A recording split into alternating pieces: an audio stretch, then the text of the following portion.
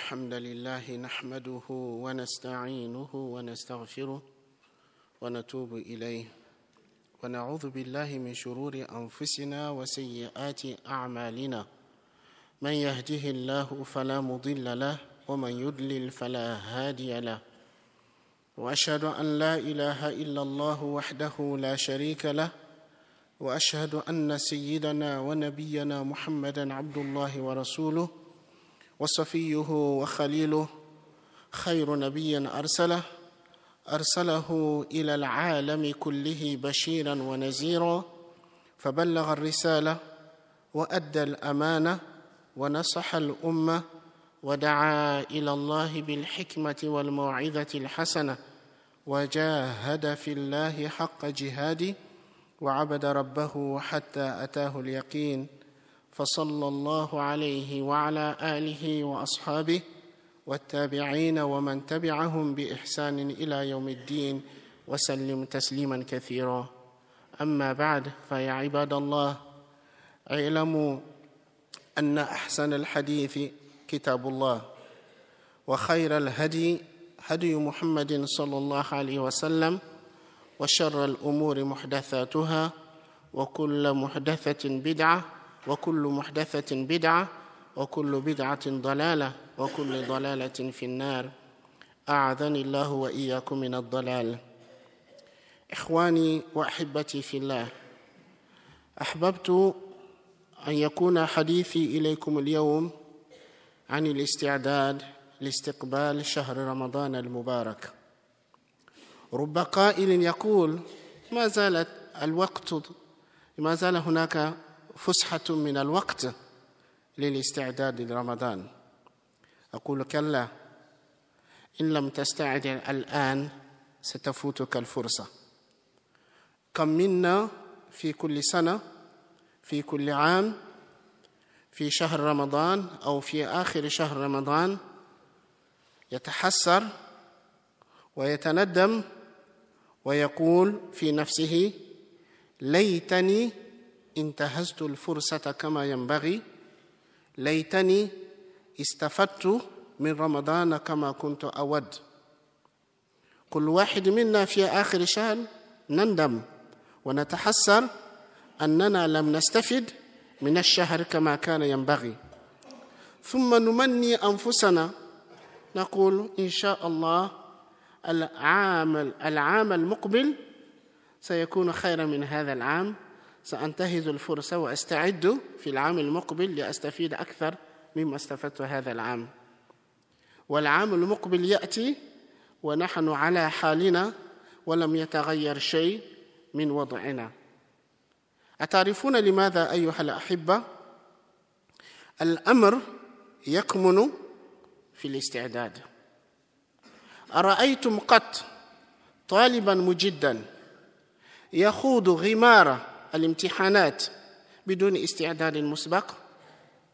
أرأيتم قط تاجرا ذكيا عاقلا يقبل على موسم كبير من مواسم التجارة من غير استعداد مسبق؟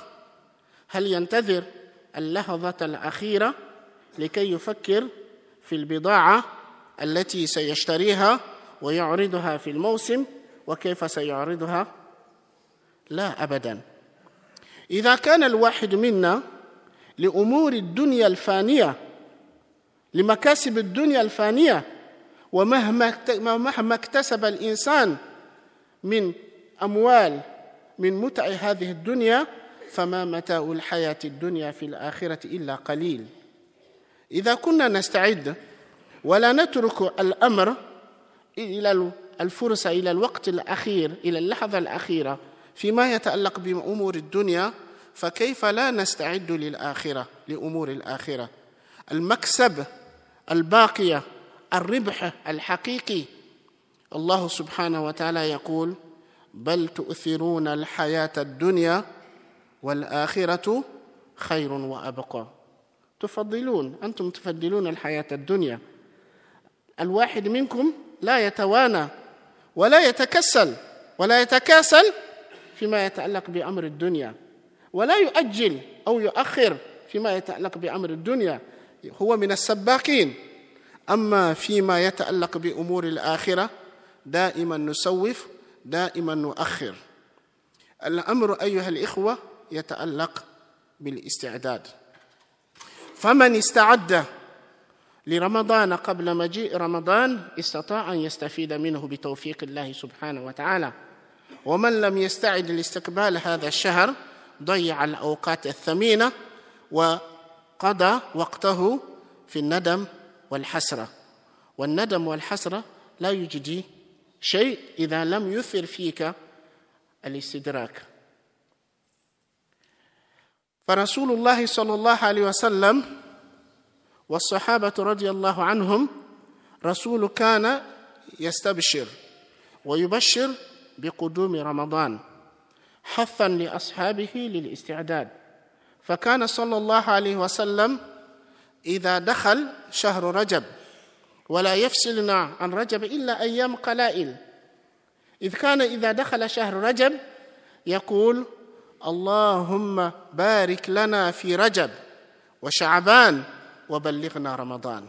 كان يدعو الله أن يبلغه رمضان، اللهم بارك لنا في رجب وشعبان وبلغنا رمضان. ويروى أن الصحابة رضي الله عنهم كانوا يدعون الله سبحانه وتعالى 6 أشهر قبل قدوم رمضان، يدعون الله أن يبلغهم رمضان.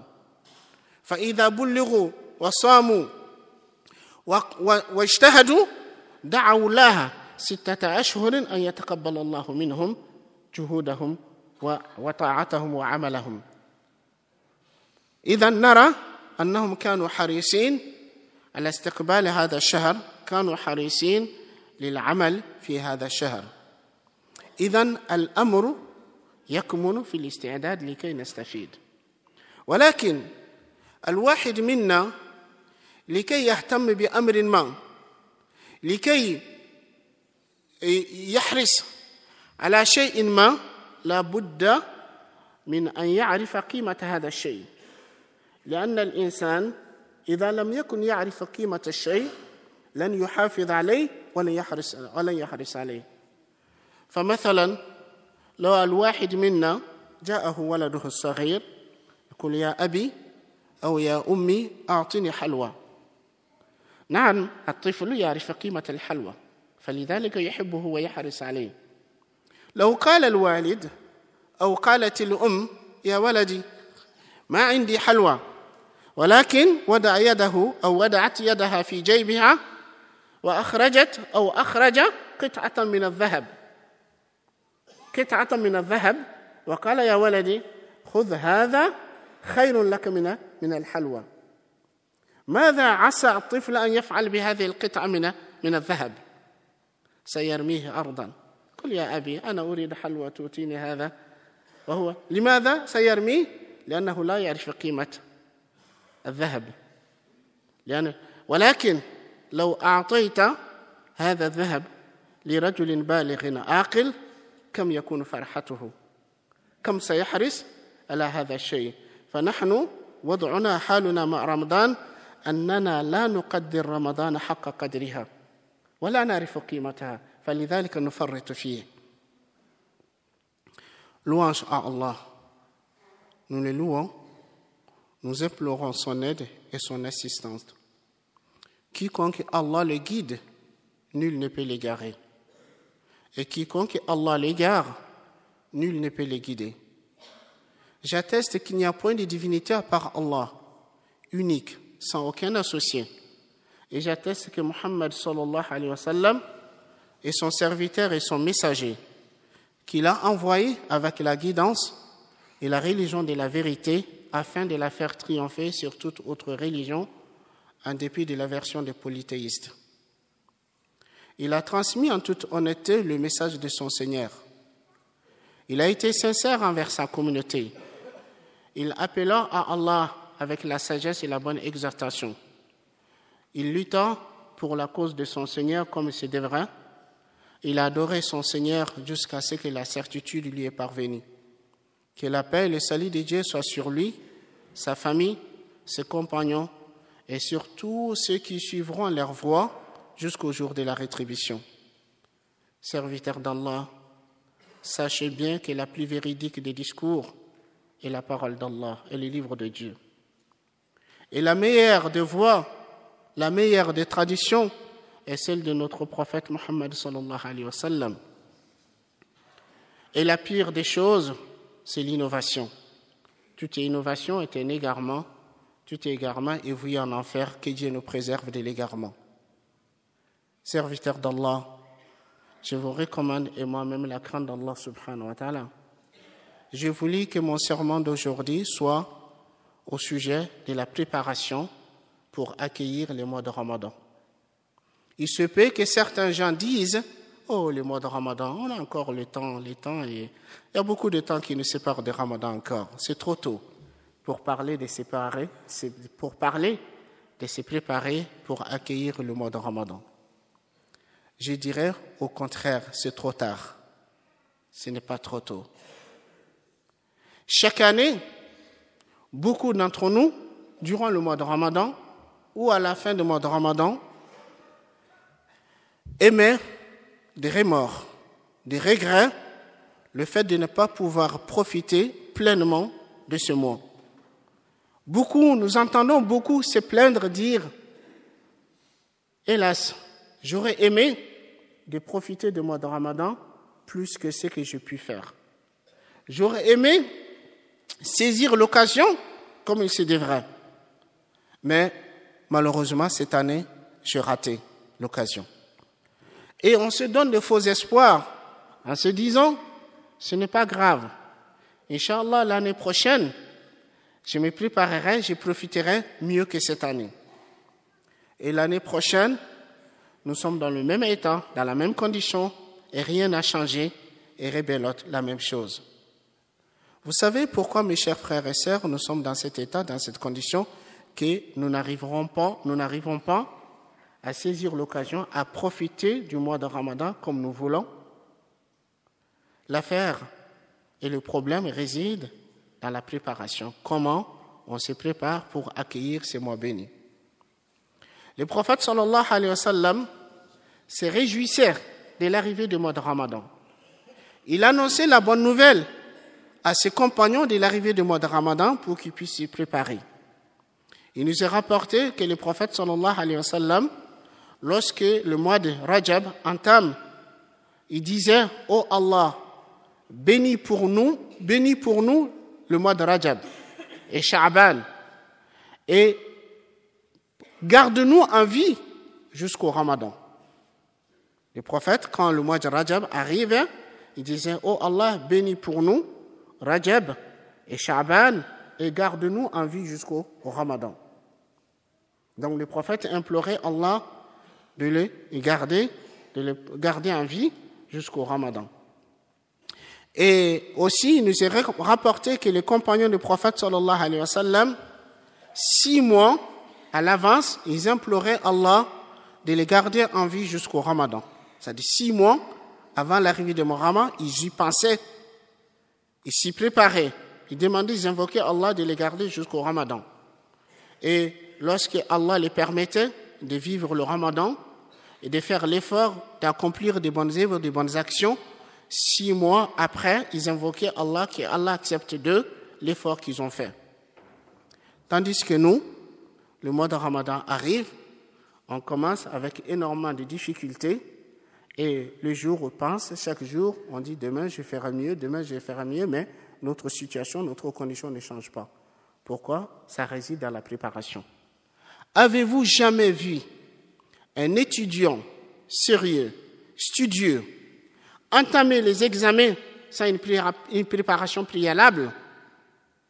Avez-vous jamais vu un commerçant habile et intelligent entamer une grande occasion de commerce sans se préparer préalablement? Quelle marchandise qu'il va exposer, de quelle manière, de quelle façon? Non. Donc si, pour les gains des biens matériels de la vie d'ici-bas, on s'y prépare à l'avance, pourquoi nous ne devrons pas se préparer pour les réels gains, pour les véritables gains qui sont les gains de l'au-delà? Mais notre état, c'est comme Allah subhanahu wa ta'ala, il dit dans le Coran, « Bal tu'thiruna al-hayata ad-dunya plutôt vous préférez la vie d'ici-bas, وَالْآخِرَةُ خَيْرٌ وَأَبْقَى. Cependant, l'au-delà est bien meilleur et plus durable. Donc la question réside dans la préparation. Comment on s'y prépare pour accueillir le mois de Ramadan? Et en réalité, il faut savoir que pour prendre soin de quelque chose que nous avons, pour préserver soigneusement, précieusement quelque chose, il faut prendre connaissance des valeurs de la chose. Il faut apprécier telle chose à sa juste valeur. Si vous aviez un bien et que vous n'estimez pas ce bien à sa juste valeur, et vous ne connaissez pas la valeur de ce bien, vous allez le négliger. Vous n'allez pas en prendre soin. Vous n'allez pas en profiter pleinement. Mais si vous avez un bien que vous l'appréciez bien, vous l'estimez bien à sa juste valeur, vous connaissez bien la valeur de telle chose, vous allez vous y attacher, vous allez prendre bien, soigneusement soin de telle chose. À titre d'exemple, si l'un d'entre vous a un enfant de son jeune âge, un enfant qui vient, qui dit « Papa » ou « Maman, je veux un bonbon, donne-moi un bonbon ». Les enfants, ils apprécient bien le bonbon, ils aiment bien le bonbon car ils connaissent la valeur du bonbon. Je veux un bonbon. Supposons que la mère ou le père dit « Mon enfant, je n'ai pas un bonbon à te donner. Mais écoute, il met ou elle met la main dans la poche, il sort une pièce en or. Il dit « Mon enfant, écoute, je te donne quelque chose bien meilleur qu'un bonbon, tiens ça. » Que va-t-il faire l'enfant? Que va-t-il faire l'enfant de cette pièce en or? Il va le jeter. Il va le jeter par terre. Il va le jeter. Il va dire, maman, papa, moi je veux un bonbon, tu me donnes quelque chose qui ne vaut rien pour moi. Donc il va le jeter. Il ne va pas en profiter. Il ne va pas être heureux. Mais par contre, si vous donnez la pièce d'or à un adulte, à une personne âgée, à une personne intelligente, quel sera son bonheur? Il sera très heureux de recevoir la pièce d'or et aussi il va en prendre soin, il va réfléchir de quelle manière, de quelle façon il pourra en profiter pleinement, puisqu'il connaît la valeur de la pièce en or. Donc nous aussi, si nous prenions connaissance de la valeur du mois de Ramadan, nous allons tâcher, nous allons faire tout pour en profiter pleinement. Mes chers frères et sœurs, j'ai envie de vous dire que le Ramadan est une grâce, une faveur, un grand bienfait d'Allah que Allah nous accorde chaque année. Si nous prenons conscience de ce bien, de cette faveur, de cette grâce, nous allons bien nous y attacher et nous allons bien saisir l'occasion pour bien profiter. Juste quelques exemples. Abu Huraira radiyallahu anhu, il rapporte que 2 hommes de Quda'a se sont convertis en même temps. Ils ont immigré en même temps vers le prophète sallallahu alayhi wa sallam. L'un des 2 hommes est mort martyr lors d'une expédition. Et son compagnon est resté 1 an après lui. Abu Talha, radiyallahu anhu, il dit, j'ai fait un rêve et dans ce rêve, j'ai vu le paradis. Et j'ai vu les 2 hommes. J'ai vu celui qui est resté 1 an après son compagnon qui est mort martyr. Je le vis, celui qui est resté 1 an, rentrer au paradis avant le martyr. J'étais étonné. Et le lendemain, quand j'ai rencontré le prophète sallallahu alayhi wa sallam, je lui ai raconté mon rêve. Le prophète sallallahu alayhi wa sallam dit, n'a-t-il pas prié une année de prière plus que son compagnon? N'a-t-il pas jeûné 1 mois de Ramadan plus que son compagnon? C'est-à-dire le prophète explique que si celui qui est resté derrière est rentré au paradis avant le martyr, puisqu'il a prié les prières d'une année, il a jeûné 1 mois de Ramadan plus que son compagnon. Et nous, lorsque le Ramadan arrive et que nous sommes en vie, est-ce que nous avons ces sentiments de gratitude, ces sentiments de reconnaissance vis-à-vis d'Allah qu'il nous a, par sa grâce, que nous sommes vivants? Car quand vous regardez, quand vous prenez le temps de réfléchir, de Ramadan au Ramadan, combien de personnes qui meurent? Combien de personnes qui meurent? Si vous trouvez que vous êtes vivant, avez-vous fait quelque chose pour mériter de rester en vie? C'est uniquement par la grâce d'Allah subhanahu wa ta'ala. Uniquement, donc, on doit avoir un sentiment de gratitude et de reconnaissance vis-à-vis d'Allah, le fait qu'il nous a gardés en vie jusqu'au Ramadan. Deuxième chose, le prophète sallallahu alayhi wa sallam, il nous dit que dès la première nuit du mois de Ramadan, on ouvre toutes les portes du paradis sans en laisser aucune fermée. Et on ferme toutes les portes de l'enfer sans en laisser aucune ouverte. Et un crieur lance l'appel: ô toi qui cherches le bien, ô toi qui veux du bien, engage-toi. Ô toi qui veux du mal, cesse. Il dit, on enchaîne les rebelles parmi les démons et Allah a des affranchis durant ce mois et c'est chaque nuit. C'est-à-dire c'est chaque nuit de Ramadan, Allah a franchi un grand nombre de ses serviteurs de feu de l'enfer. Allah les a franchis des feux de l'enfer. L'affranchissement des feux de l'enfer, ça veut dire le fait d'avoir une garantie de la part d'Allah de ne jamais passer par l'enfer. Subhanallah, quel gain que l'un d'entre nous, avant de mourir, d'avoir une garantie auprès d'Allah de ne jamais passer par l'enfer. Ça, c'est l'une des bienfaits, l'une des faveurs du mois de Ramadan. Et dans un hadith rapporté par Imam Ahmed, dans son Musnad d'après Abu Hurairah radiyallahu anhu, le prophète sallallahu alayhi wa sallam dit 5 privilèges ont été accordés à ma communauté durant le mois de Ramadan qui n'ont été accordés à aucune communauté auparavant.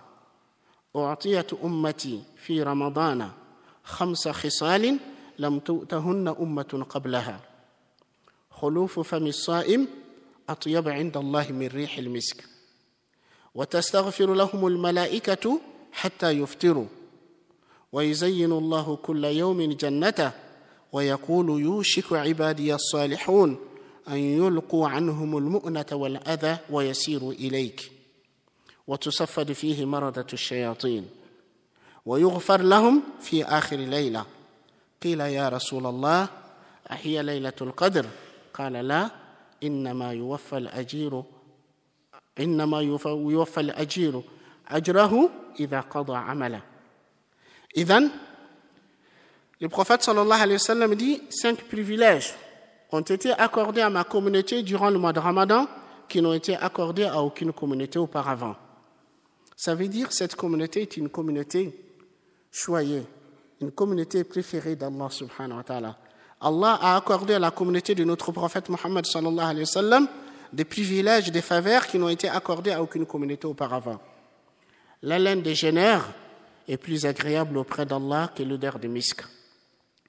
Les anges implorent les pardons d'Allah en leur faveur jusqu'à la rupture du jeûne. Allahu Akbar. Les anges, ces nobles créatures, les créatures les plus rapprochées d'Allah, qui ne désobéissent jamais à Allah, qui agissent strictement conformément à ses ordres, ces créatures nobles, ils sont à tes services durant le mois de Ramadan. Et Allah ne le met à tes services que pour te pardonner. Et l'imploration de pardon des anges en faveur des croyants est confirmée dans le Coran. Allah subhanahu wa ta'ala dit « Alladhina yahmiluna al-arsha wa man hawla yusabbihuna bihamdi rabbihim wa yu'minuna bih wa yastaghfiruna lilladhina amanu. Rabbana wasi'ata kulla shay'in rahmatan wa ilma faghfir lilladhina tabu wattaba'u sabilaka wa qihim 'adhab al-jahim. Rabbana وأدخلهم جنات عدن التي وعدتهم ومن صلح من آبائهم وأزواجهم وذرياتهم إنك أنت العزيز الحكيم وقهم السيئات ومن تق السيئات يومئذ فقد رحمته وذلك هو الفوز العظيم. Allah subhanahu wa ta'ala dit ceux qui portent le trône, c'est-à-dire les anges porteurs du trône d'Allah qui sont au nombre de 8, ceux qui portent le trône et ceux qui sont autour célèbrent les louanges de leur Seigneur et ils croient en lui. Et ils implorent le pardon pour les croyants en disant Seigneur, ta miséricorde, ta science et ta miséricorde embrassent toutes choses. Pardonne alors pardonne donc à ceux qui se sont repentis, qu'ils ont suivi ton sentier, et préserve-les châtiments des fournaises. Seigneur, fais-le rentrer les jardins d'Adam que tu leur as promis, et ceux de leurs ascendants qui se sont réformés, et leurs conjoints et leurs descendants. Et préserve-le des méfaits, des mauvais actes, car quiconque tu l'as préservé des mauvais actes, tu lui as accordé ta miséricorde, et voilà un énorme succès. Donc les anges implorent le pardon en leur faveur jusqu'à la rupture du jeûne. Chaque jour, Allah embellit le paradis. Le paradis a-t-il besoin d'être embelli? Le paradis dont Allah dit « J'ai préparé pour mes serviteurs vertueux ce qu'aucun n'a vu, ce qu'aucune oreille n'en a entendu, et ce que personne n'y a pensé. » C'est-à-dire tout ce que vous avez vu, tout ce que vous avez entendu, tout ce que vous pouvez imaginer, dans le paradis, il y a des choses que vous n'avez jamais vues, vous n'avez jamais entendues, et vous ne pourrez même pas y penser. J'ai préparé pour mes serviteurs vertueux ce qu'aucun œil n'a vu, aucune oreille n'a entendu, et personne n'y a pensé. Chaque jour, Allah embellit le paradis, dit bientôt mes serviteurs vertueux se débarrasseront de leurs fardeaux, de leurs maux, ils viendront en toi. Et on enchaîne le rebelle parmi les démons. Ne pourront pas atteindre ce qu'ils atteignaient en dehors de ce mois. Et Allah leur pardonne la dernière nuit de Ramadan. On dit au messager d'Allah, s'agit-elle de la nuit de Laylatul Qadr? Il dit non, mais seulement un ouvrier mérite qu'on lui paye entièrement son salaire quand il achève la tâche qui lui a été donnée. Donc, le pardon et la récompense est réservée au paradis. Et mes chers frères et sœurs, sachez bien que le pardon d'Allah est énorme comme gain. Car le pardon est la clé d'accès au paradis. Sans le pardon d'Allah, aucun d'entre nous n'aura l'accès au paradis. Aucun. Sans le pardon d'Allah, aucun n'aura l'accès au paradis. Il se peut que certains imaginent et se disent, mais il y a parmi nous des hommes vertueux, des hommes pieux, qui ne font qu'adorer Allah, qui ne font que faire du bien, qui évitent de faire du mal. Même ceux-là, ils ont besoin du pardon d'Allah. Ceux-là, en premier, ils ont besoin du pardon d'Allah pour avoir l'accès au paradis. Car il n'y a aucun être humain qui peut prétendre qu'il s'était pleinement acquitté de son devoir vis-à-vis de Dieu. Aucun être humain ne peut prétendre que je me suis pleinement, totalement acquitté de mon devoir vis-à-vis de Dieu. Si on est incapable de nous acquitter de nos devoirs vis-à-vis de lui, on a besoin qu'il nous pardonne ou pas? Et en plus de ça, non seulement on n'est pas capable de nous acquitter de nos devoirs vis-à-vis de lui, en plus de ça, nous sommes tous des pécheurs.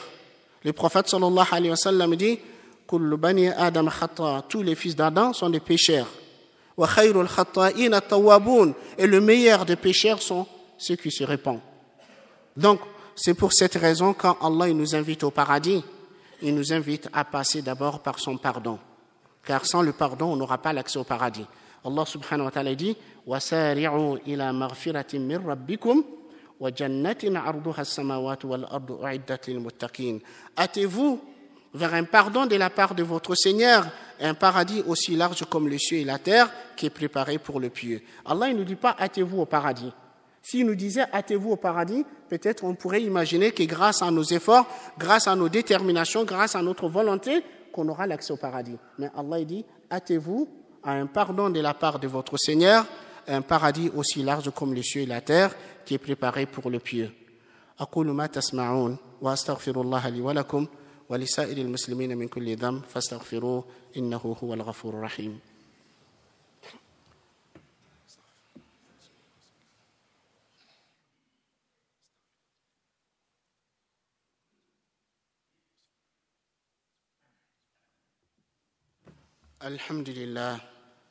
الحمد لله حمد الشاكرين أحمده على آلائه وأشكره على جزيل فضله أشهد أن لا إله إلا الله ولي الصالحين وأشهد أن سيدنا ونبينا محمدا عبده ورسوله صلى الله عليه وعلى آله وصحبه وسلم تسليما. إخواني في الله، من أراد أن يستعد لاستقبال هذا الشهر الكريم ليستفيد منه، ماذا يجب عليه أن يفعل؟ أولاً يجب عليه أن يدعو الله سبحانه وتعالى كما كان رسول الله صلى الله عليه وسلم وصحابته الكرام يدعون الله أن يبلغهم رمضان، وأيضا أن يدعو الله أن يعينه ويوفقه على حسن عبادته وطاعته في هذا الشهر المبارك، وأن يتقبل منه، وأن يكون له عزم صادق على الاستفادة من هذا الشهر الكريم. ثم يضع الخطة، يرسم خطة كيف سينتهز، كيف يستغل أوقات هذا الشهر المبارك. ثم بعد ذلك عليه أن يتدرب على الصيام قبل دخول رمضان، كما كان رسول صلى الله عليه وسلم والصحابة رضي الله عنهم يفعلون. عائشة رضي الله عنها تقول: ما رأيت رسول الله صلى الله عليه وسلم أكثر صياما منه من شعبان، كان يصوم الشهر كله تقريبا. إذن رسول كان يكثر من الصيام في شعبان استعدادا لرمضان، لأن خصوصية شهر رمضان بالصيام. ولكن عندما نقول الصيام ليس فقط الامتناع عن الأكل والشرب والجماع والمفطرات، وإنما إذا صام الإنسان أن يصوم عينه عن الحرام، وتصوم لسانه عن الحرام، وتصوم سمعه عن الحرام، وتصوم يديه عن الحرام، وتصوم رجليه عن الحرام، يصوم صياما حقيقيا. الرسول صلى الله عليه وسلم يقول: من لم يدع قول الزور والعمل به فليس لله حاجة أن يدع طعامه وشرابه. إذن أن يحاول أن يصوم صياما حقيقيا. ثانيا أن يحافظ على القرآن، أن تكون علاقته بالقرآن علاقة وثيقة، لأن الصيام والقرآن قرينان.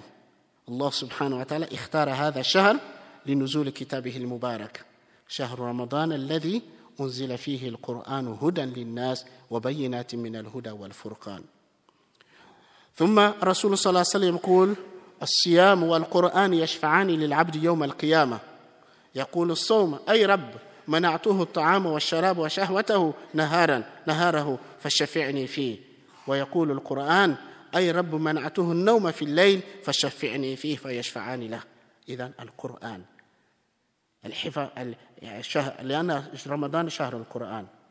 أيضا أن يحرص الإنسان على قيام رمضان، صلاة التراويح. رسول صلى الله عليه وسلم يقول: من قام رمضان إيمانا واحتسابا غفر له ما تقدم من ذنبه. وأيضا أن يحرص الإنسان على الصدقة.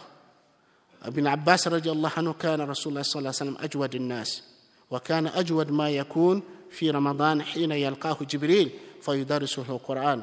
فلرسول الله صلى الله عليه وسلم كان أجود بالخير من الريح المرسل. أيضا الإحسان بشكل عام، أن يكون إنسان محسنا بارا، أن يكثر من الطاعات والعمل الصالح، لأن الأجور تضاعف في هذا الشهر الكريم.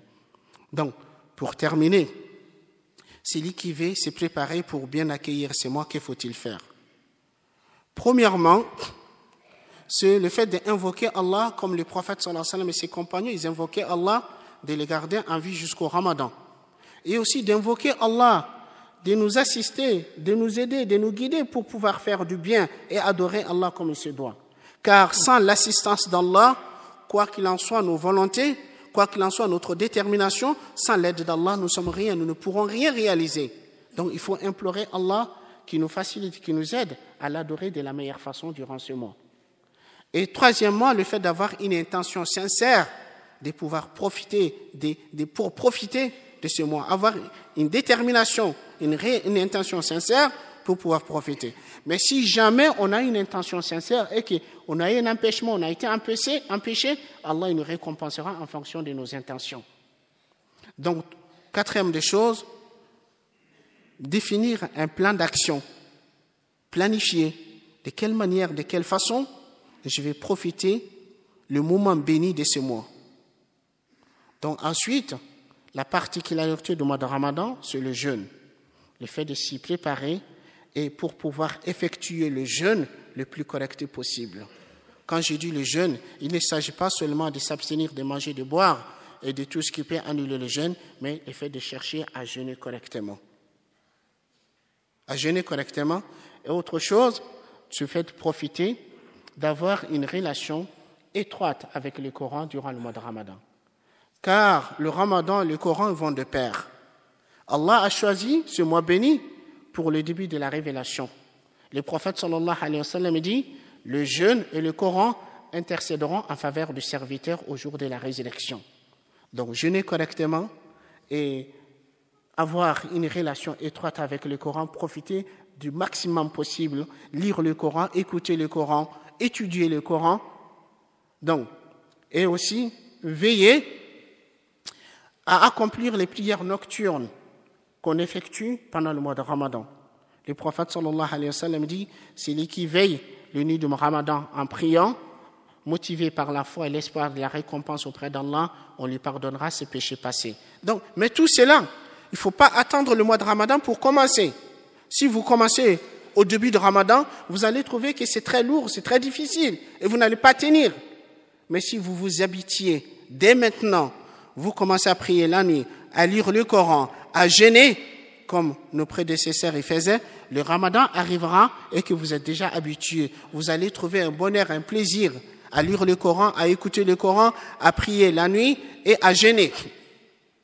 Donc aussi, la générosité, la bonté, l'aumône. Ibn Abbas radiallahu anhu dit, les prophètes sallallahu alayhi wa sallam étaient les plus généreux des hommes et les prophètes, il était beaucoup plus généreux au moment où Jibril est venu le rencontrer, étudier le Coran avec lui. Il dit, certes, le prophète était encore plus généreux que les vents qui soufflent. Donc la générosité, la bonté. Bref, durant le mois de Ramadan, on essaye de faire le maximum de bonnes œuvres, le maximum de bonnes actions, car les mérites et les récompenses, ils sont multipliés plus que d'autres moments et d'autres occasions. Donc, celui qui saisit l'occasion, il va ressentir à la fin du mois de Ramadan, si Allah l'assiste et le guide, que vraiment, il a eu une chance incommensurable. Qu'Allah subhanahu wa ta'ala nous aide, qu'Allah nous assiste, qu'Allah nous facilite et qu'il nous guide vers ce qui est meilleur pour nous ici-bas et l'au-delà.